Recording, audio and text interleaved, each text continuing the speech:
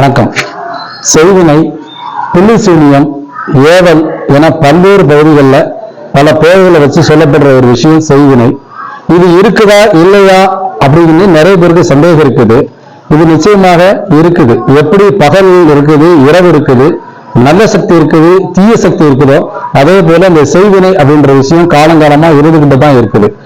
இதை நாம எப்படி உணர முடியும்? இது உண்மையா பொய்யா அப்படின்னு பார்த்தா, நல்லா நடந்துகிட்டு இருக்கக்கூடிய ஒரு தொழில், மகிழ்ச்சிகரமான ஒரு குடும்பம், நல்லா போய்கிட்டு இருக்கக்கூடிய சில விஷயங்கள்லாம் இயற்கைக்கு விரோதமா தடைபட்டு மகிழ்ச்சி இழந்து நஷ்டத்தை சந்திக்கும் பொழுது இந்த செய்வினை இருக்குதா அப்படின்னு நம்ம யோசிக்க வேண்டி இருக்குது.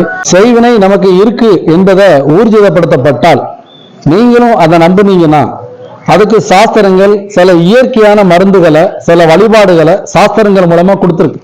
நாம அதன்படி மேற்கொண்டு இறை வழிபாட்டை ஆரம்பிச்சு அந்த சாஸ்திரங்கள் சொல்லக்கூடிய நல்ல வழிகளை பின்பற்றி இந்த செய்வினை நம்மகிட்ட இருந்து களையப்படும். மறுபடி நம்மளை அடையாதபடி இந்த பில்லி சூனியம் ஏவல் நம்மளை தொடாதபடி பாதுகாத்து நம்ம வாழலாம்.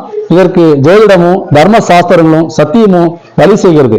தவறான வழிகளில் மாந்திரிகள்லையோ மற்ற விஷயங்களை தேர்ந்தெடுத்து போய் நம்மையும் நம்ம சுத்தி இருக்கவங்களையும் அச்சுறுத்தி பணம் செல்வம் போன்ற விஷயங்களையும் இழக்க வேண்டாம்.